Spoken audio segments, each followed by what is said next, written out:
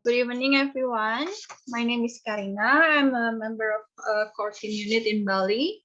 For a background, I went to medical school in China and come back with a master of plastic surgery. And I've been working in aesthetic industry since 2014.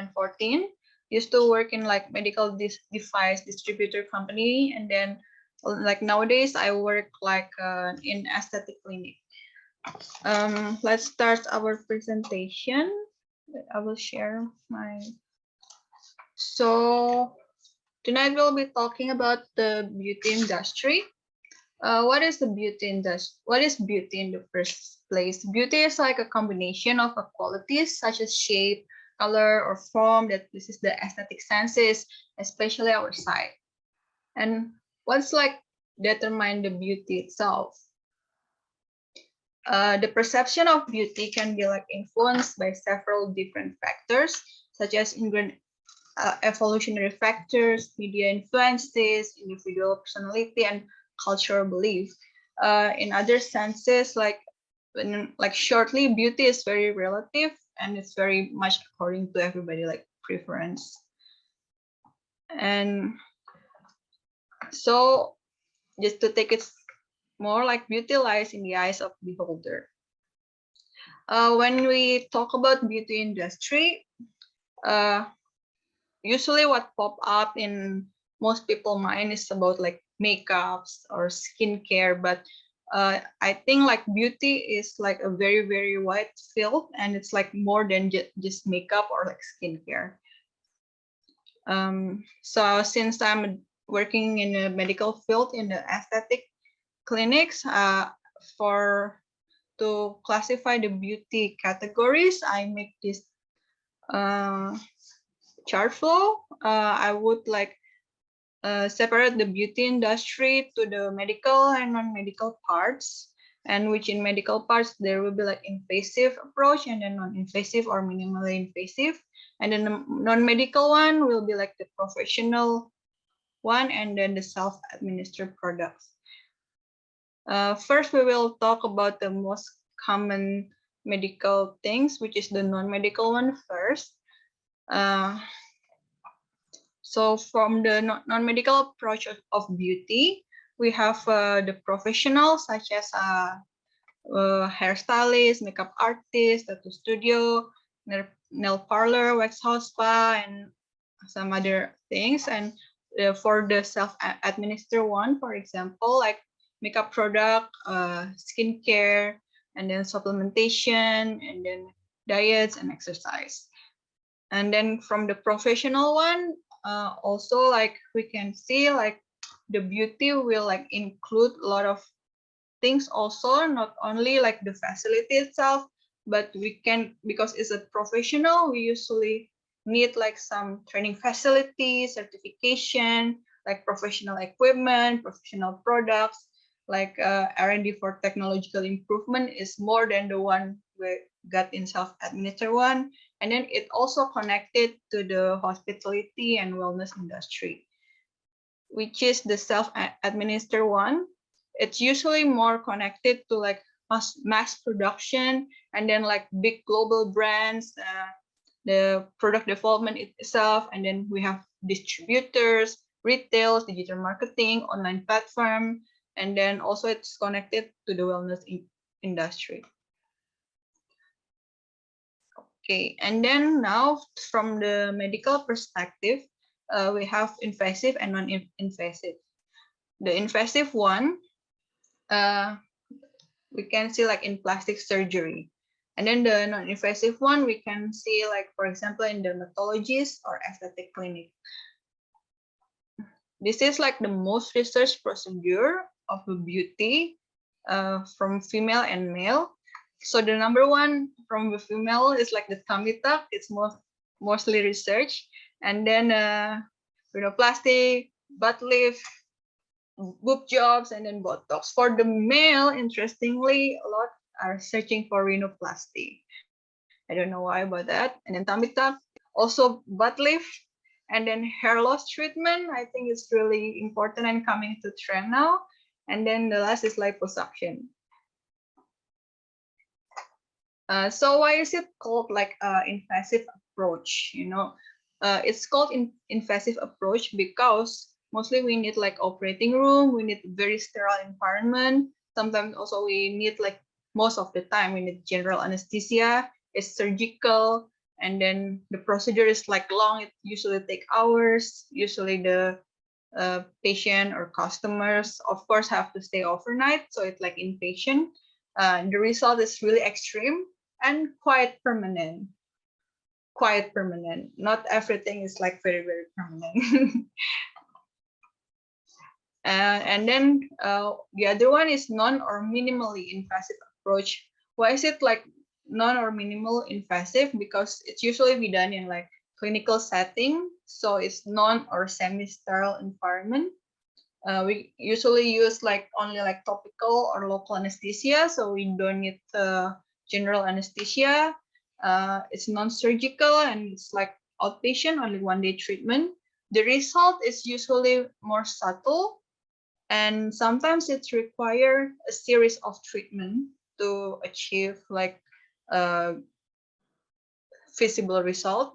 And the result is also like semi-permanent, which is you need to maintain it over and over again. So the plastic surgery itself, it's usually divided into cosmetic surgery, which is have like a purpose of beautifying, and then reconstructive surgery, that's like usually more for repairing like defects or for accidents, or if you have like some kind of disease like skin cancer or something, can be removed with the reconstructive surgery. This is like the top 5 surgical procedure in 2020 from the American Association of Plastic Surgery and American Association of Aesthetic Plastic Surgery. So the number 1 is liposuction and rhinoplasty, and then the list, and then come breast augmentation, abdominoplasty, and then the breast implant removal and replacement, because sometimes and like around 10 years, the fake boobs, the silicone need to be replaced. So it also sometimes plastic surgery, it needs maintenance. It's not only like one-time procedure. And then for breast lift, and from SPS is for the first is rhinoplasty and then blepharoplasty, which is eyelid surgery. Usually it's like for the lower eyelid or the upper eyelid, it depends.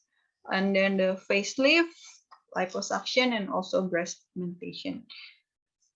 And then for the treatment in aesthetic clinic, it's usually non-surgical, non-invasive, or minimally invasive, and it's mostly focused in anti-aging therapy.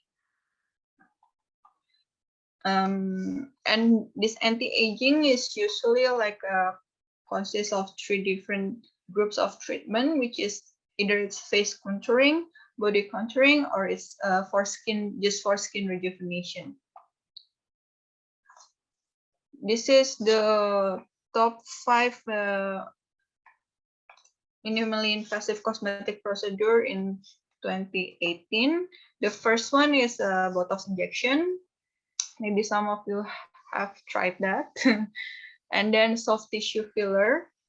Soft tissue filler is usually for like more for face contouring. And then chemical peel, and then laser hair removal and microdermabrasion.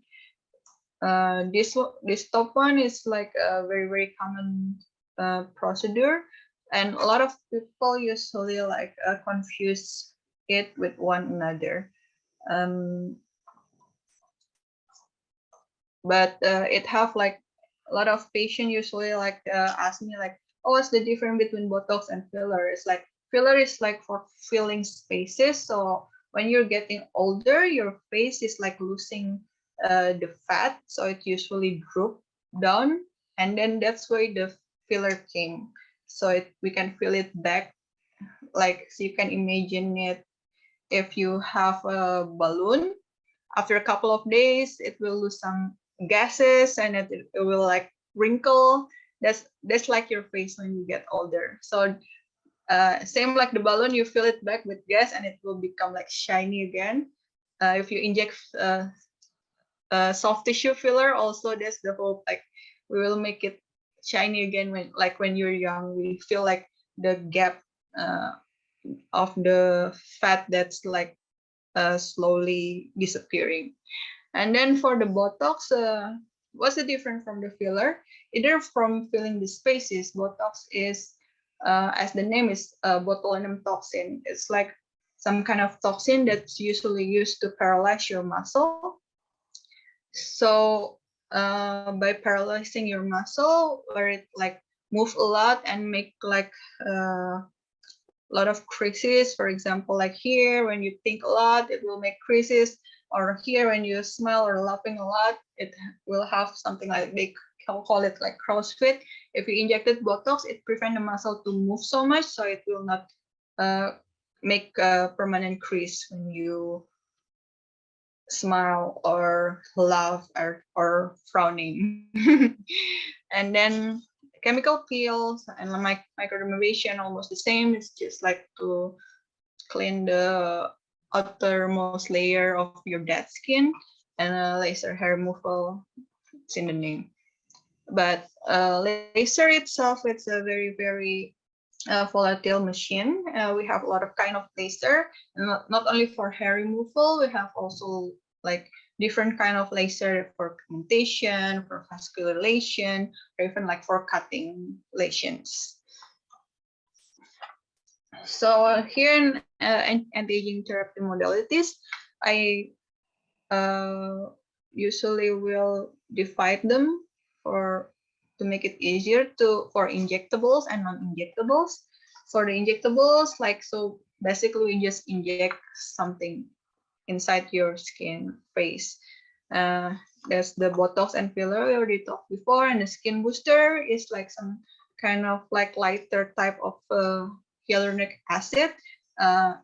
Fillers, we usually use it for contouring, but skin booster is usually for just rejuvenating your skin, make it more moist, because usually people we're getting old, our skin also become like more dehydrated.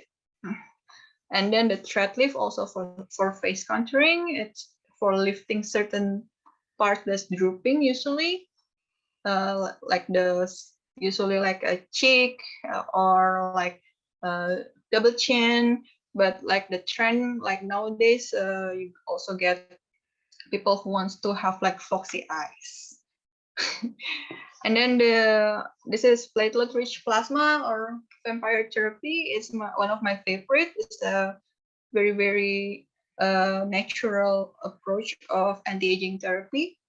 It uses your own blood. It can be used for skin rejuvenation, and then it can also be used for sports injury, actually, for like tendinitis or when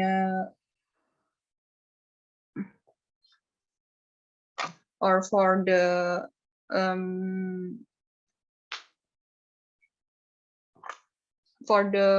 and then it's like actually it's first invented for the sports therapy, but in Indonesia it's usually more popular for the aesthetic treatment such as skin rejuvenation and also for hair growth.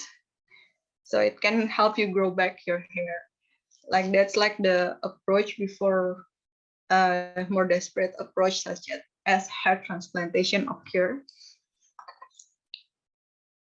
And also platelet-rich plasma can also be used in a lot of therapy for example, for like wound or burn patient, Then muscle lipo injection is to remove fat, but instead of like sucking it like liposuction, we just inject some kind of chemical into the fat to destroy it from inside.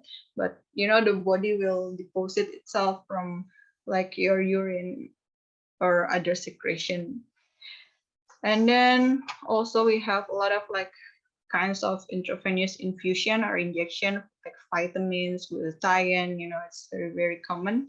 And then for the non-injectables, for me, it's like more interesting actually because it have a lot of modality. Like I said before, like for the laser, you have a lot of different kind of lasers. Very interesting to study it also. You know how different wavelength can like use for like different kind of treatment.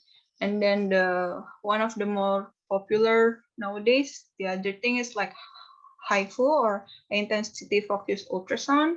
It's like it's like electrical shock that used to target the muscle. It's usually for tightening. And then radio frequency and ultrasound, usually for tightening also, like for skin rejuvenation, simulating collagen. And then we have cryolipolysis for like destroying fat and electrocauter usually to remove like spots like milia or moles that you don't want, and microneedling, microdermabrasion, and chemical fields. And there's like LED for like lower kind of energy therapy and a lot of things. But this is like the common modalities that you can find in like aesthetic clinic nowadays. So like from all the modality from injectables and non-injectables, we usually use it in the field. We can combine it with each other to have like better results. You know, for example, we can combine for skin rejuvenation, we can combine laser, therapy, or skin booster with microneedling or microdermabrasion, even with the IV infusion to make the skin like better, plumper, and feel more healthy. And then for the face contouring, we usually like use Botox and filler and thread lift, or also HIFU and RF. Of course, the sequence have to be like controlled so it doesn't conflict with each other and have optimal result. This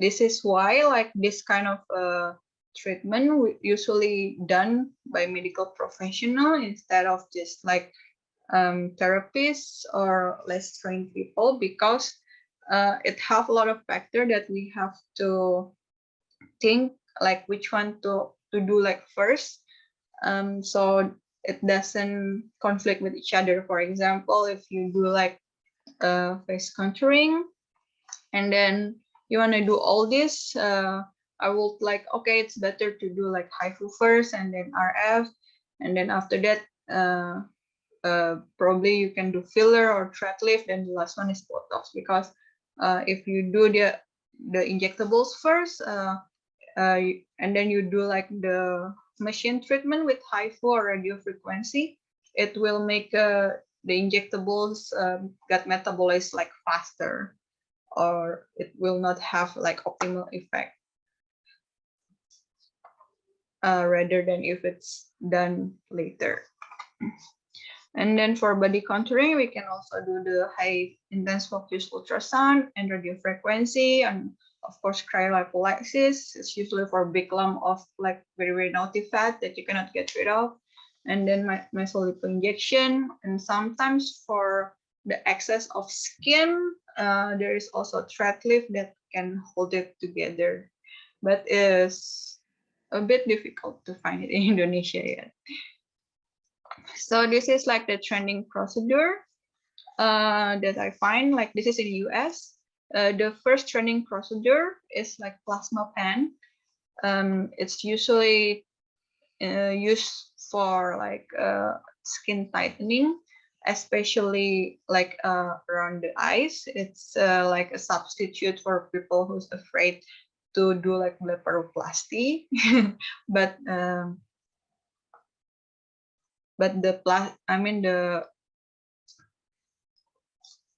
but like the laser cannot like do treatment like close to the eyes. It's like almost the same modality, but it's just like more safe.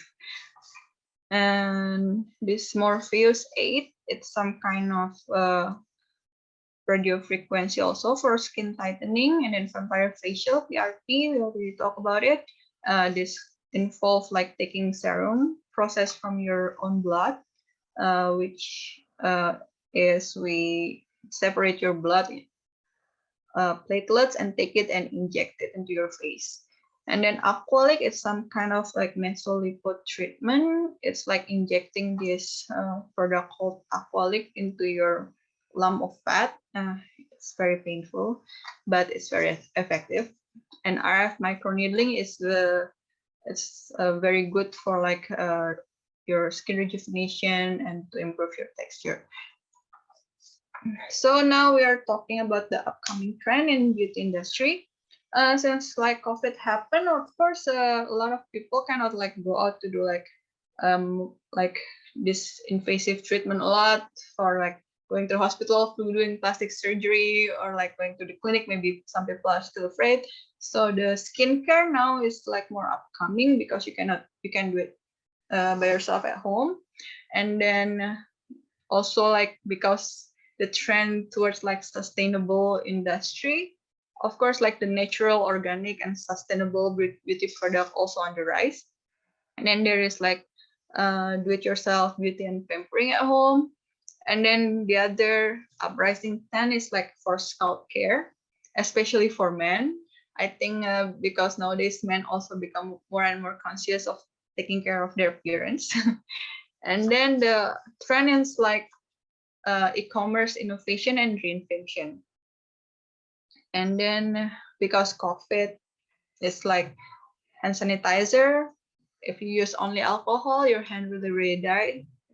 So the trend is like have like hand sanitizer with moisturizing effect. And then there is like maxne, and you know, like the acne that's appear from your mask because wearing some mask a lot of time. Some people like develop acne on their face. So there's like a prevention for that also, the upcoming trend. And then the makeup for people who's wearing masks, that's the upcoming trend, like COVID trend.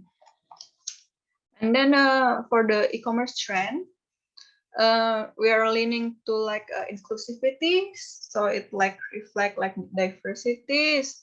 Like in the old time, maybe makeup is like more leaning towards like lighter type of skin. Now we have like more diverse type of skin.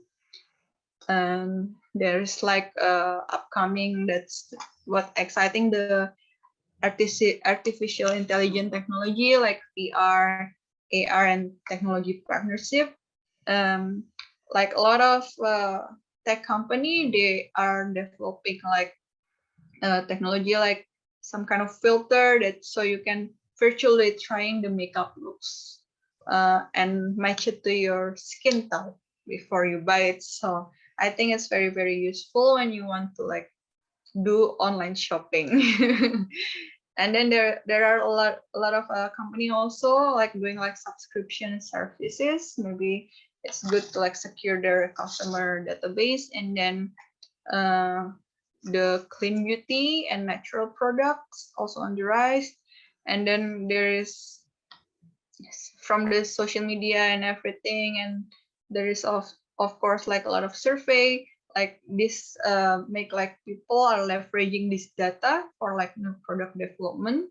And then there is like now with the Instagram and TikTok coming up, also like the influencer as the marketer is more popular than the old ways.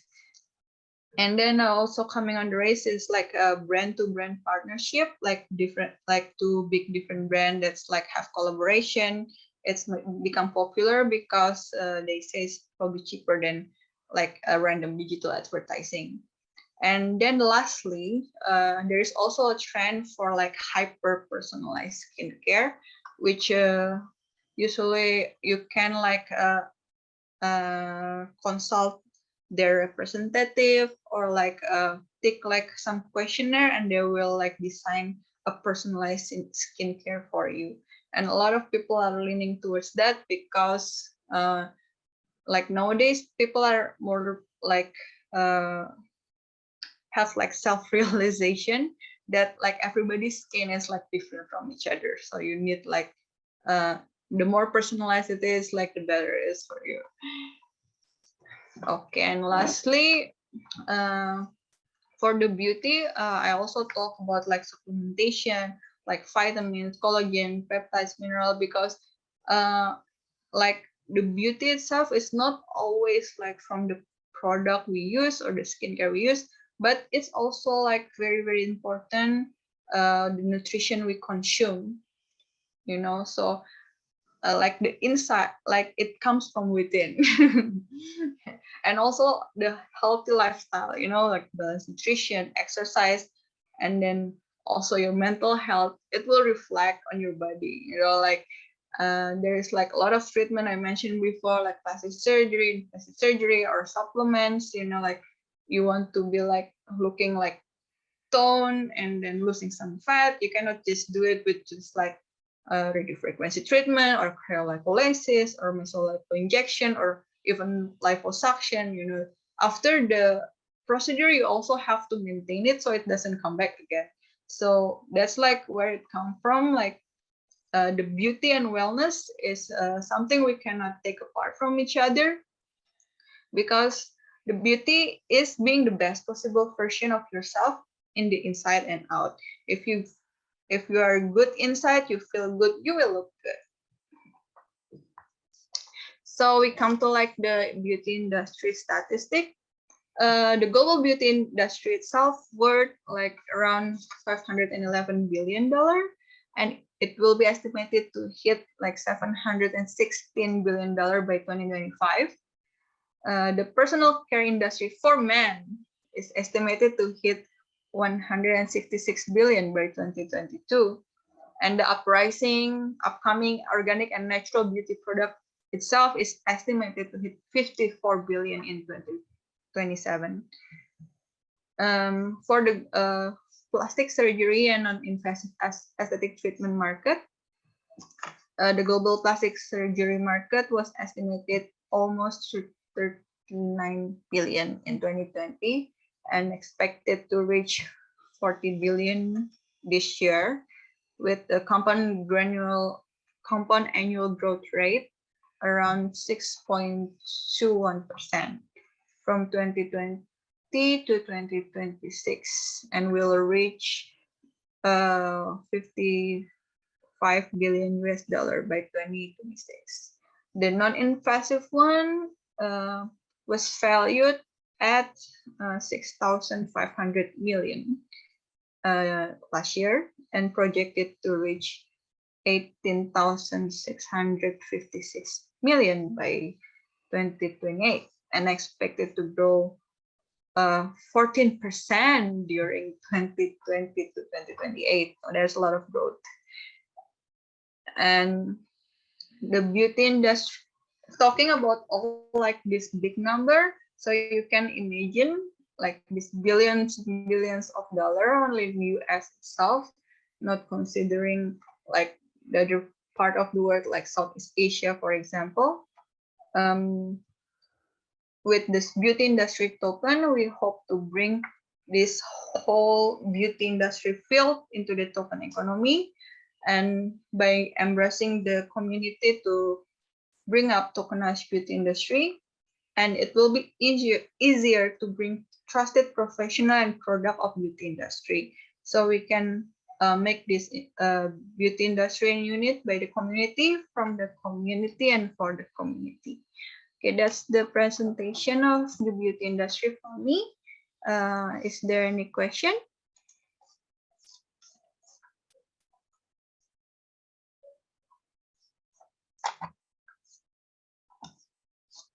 I think the time is already up, so thank you for listening.